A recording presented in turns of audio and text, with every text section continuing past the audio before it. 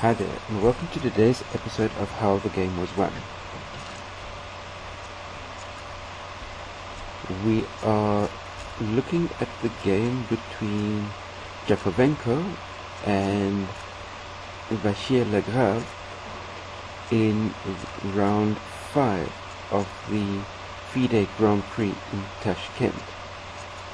And after a storming first part of the tournament, this was the first point in the tournament where Vachier-Lagrave stumbled and allowed a group of players that were trailing half a point behind him to play catch-up.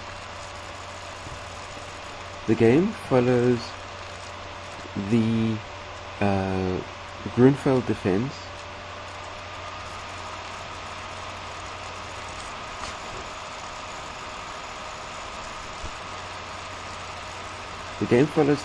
defense up until move 14, where it basically was identical to a game that Vachier-Lagrave played last year, and on move 15 Jakovenko uncorks a novelty which Vachier-Lagrave had difficulties finding the solutions for over the board, and as a result Jakovenko built up his position and into a connected pass pawns in the queenside, which he was able to march through for victory. But without further ado, let's have a run through the opening sequence of moves up until where we got to the novelty. Starting off with knight f3, knight f6, c4, g6, knight c3, d5, c takes, knight takes, queen b3, knight b6, d4, bishop g7, e4, bishop g4, bishop b5 check, c6, knight g5, castles, bishop e2, bishop takes, knight takes, c5, d takes c, knight n6 to d7, queen b7, queen a5 check, bishop d2 and queen a6. And let's just have a quick look-see at the games here. With the exchange of bishops that we had on e2, that means that neither of the two have got the advantage of the bishop. The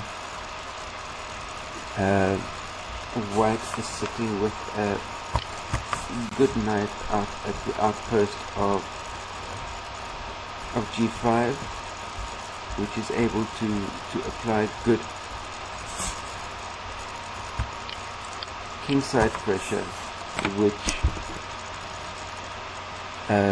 will keep black occupied on that side of the board while white continues to build up his pressure on the queen side. Black is obviously with the Grunfeld bishop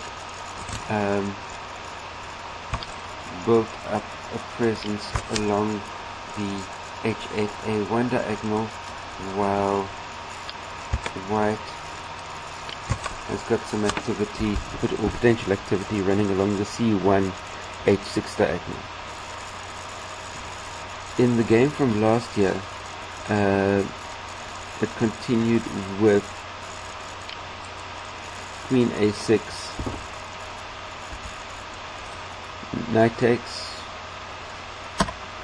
c6, bishop e2, rook b1, knight e5, castles, rook ab8, and bishop e4. And this was eventually a win for white. And obviously, seeing that Vachier-Lagrave lost with this sequence last year, he obviously, in his home analysis and preparation, had some sort of a novelty and improvement in this line set up. But unfortunately for him, Jakovenko pulls out his novelty earlier in the game than where Vachier-Lagrave's novelty might be lying, so we'll obviously be needing to wait for that novelty to be uncorked at some future date.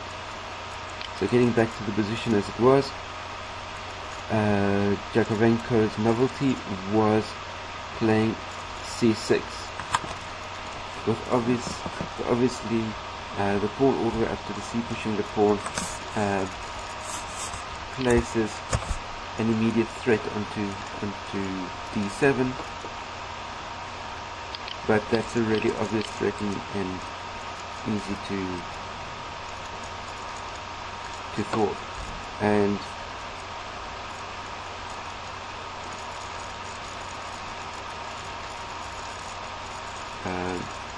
Black's way of thwarting that obviously is by snapping up the pawn with the queen, which then in turn forces an exchange of queens, getting the b8 knight at least developed into the game. White drops a rook onto the open file, which Black defends with rook ac8 and b3.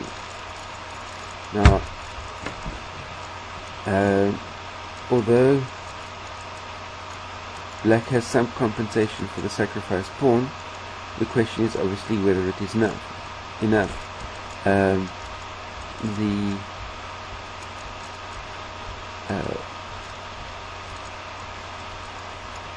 White's short-term goal here would be to consolidate his bishop down onto the b2 square to challenge along the long diagonal. The other slightly longer term goal for White is he's sitting with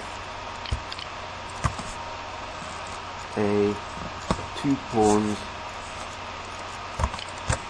versus 1 situation in the queenside, and if he's able to do something to eliminate the a7 pawn, which is completely isolated and weak, then he'll have the super strong advantage of 2 connected passed pawns running up the queenside. Failing that, the 2-for-1 advantage on the queenside, as far as the pawns are concerned, can be exchanged off into a passed pawn situation. So the game continued with bishop b2,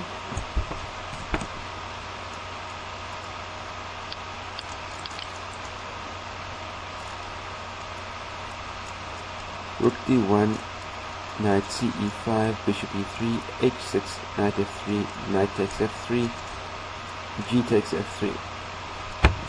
And it must be said that by this point it's obviously clear that Black has really got no firm compensation for the pawn that is down,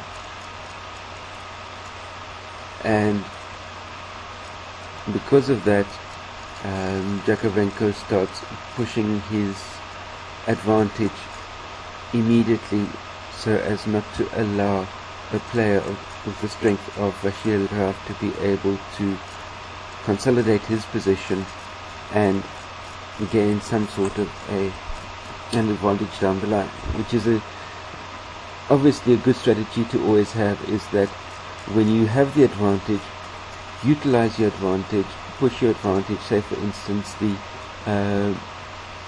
in this situation, as far as the position is concerned, the structural weakness of the isolated a7 pawn is a permanent weakness, but if you don't make use of the opportunities when they arise, you'll allow your opponent to work his way back into the game. So let's see how this continues. We've got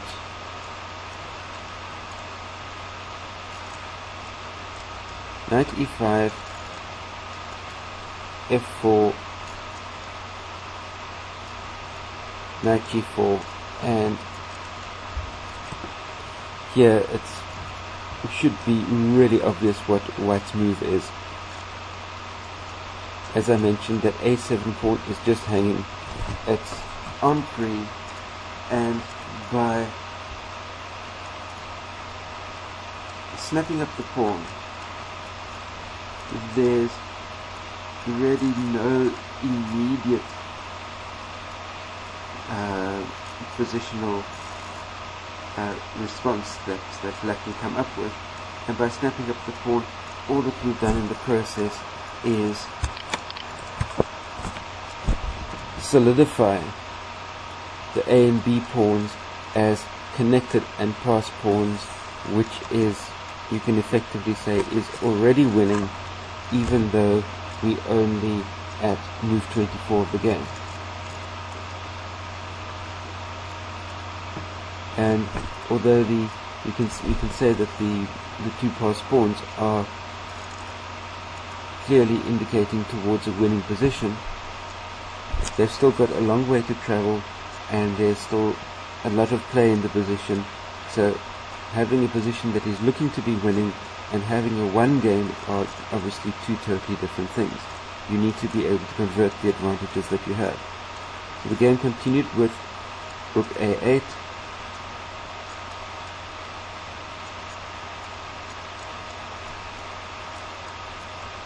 rook d2,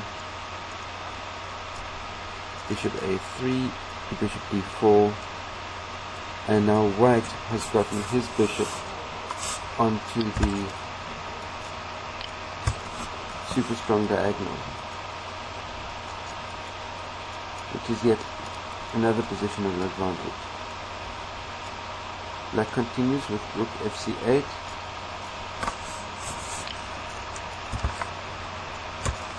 picking up the vacant file with bishop c3, knight f6, f3, knight h5, trying to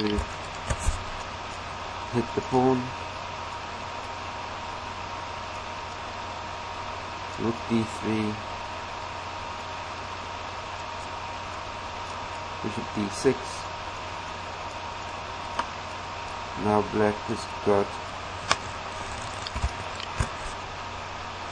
two pieces onto the pawn.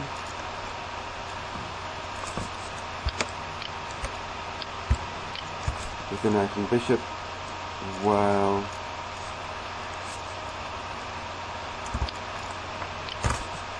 white just has the knight in defense. So how do you defend against that? Tell the bishop to go away. The bishop goes out to c5, hitting the g1 square and preventing a kingside castle. So what does white do? Stop pushing the pawns. Black responds with rook ab8, bishop a5, rook a8, bishop d2,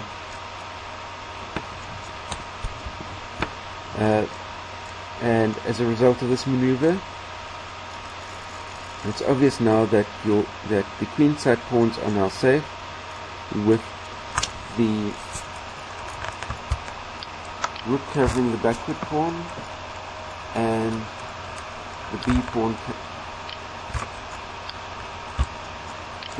covering the a pawn. So they're both sitting on white square, so there's nothing that black can do as far as the dark square bishop is concerned. As far as those two pawns are concerned, the knight is sitting all the way off in the opposite side of the board, so the pawns are way safe, and black is rapidly running out of ideas to be able to deal with the situation.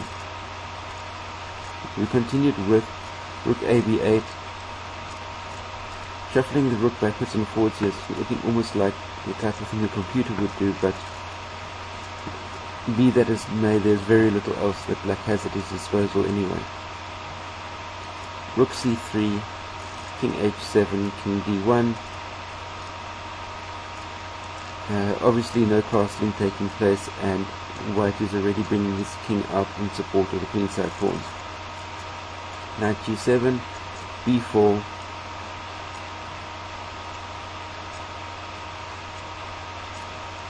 and obviously black can't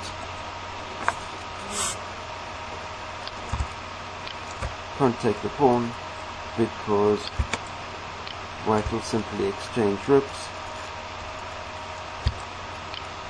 and pick up the bishop. So black plays bishop a7, which then allows the exchange of a rook, and in this position you can effectively say the game is over. The black's defensive pieces are simply way out of position as far as defending is concerned.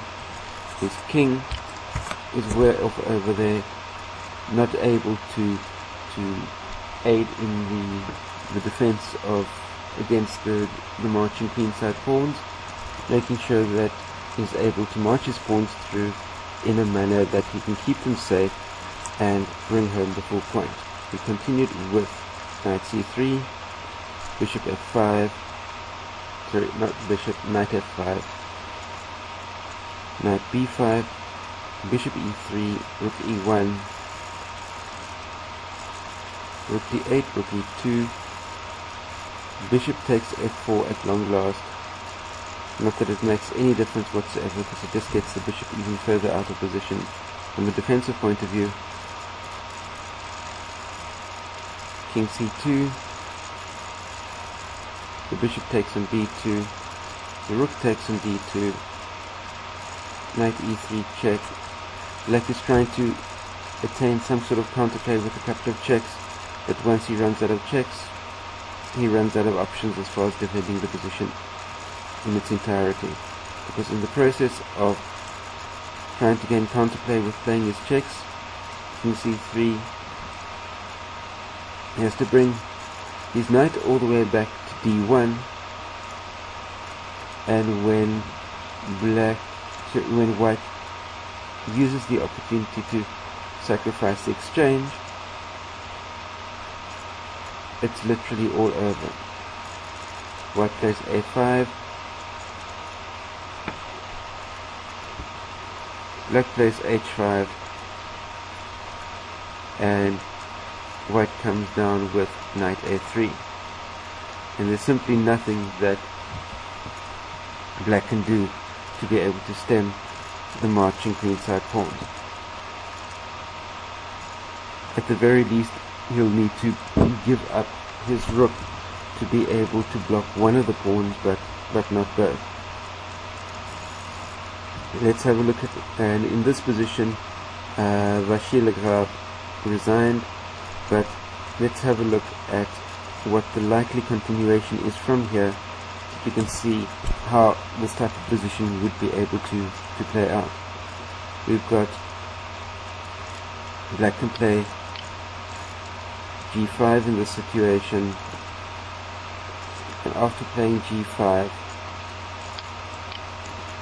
white just pushes to a6.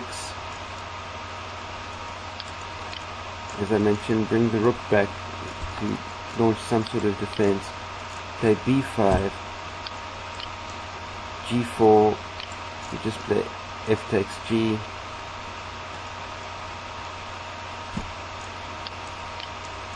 bring the rook back to defend, but white has the knight.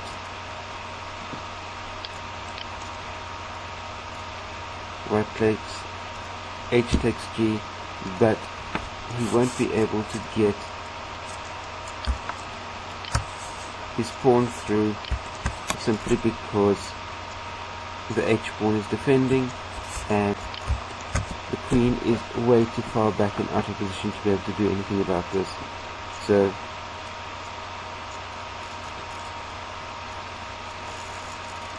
here white can just push to b6 and to b7. And what can black do?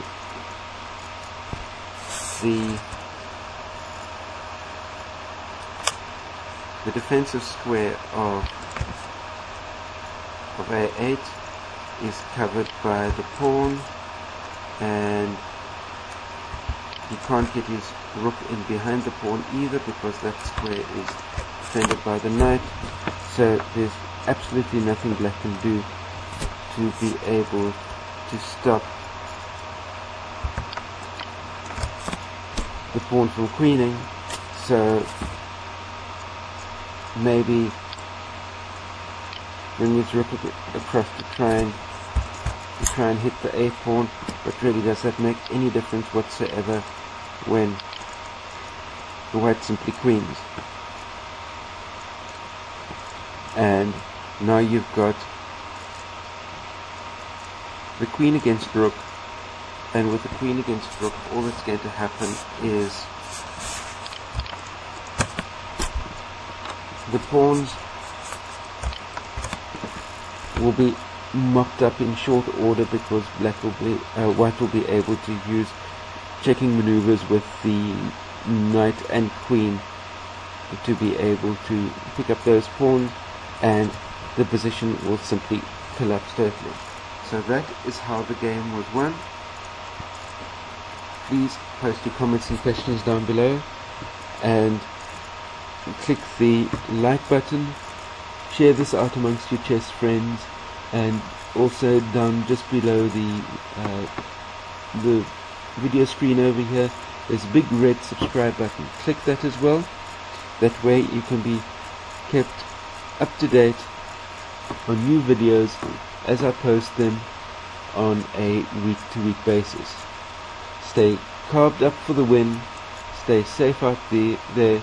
See you next time. Cheers.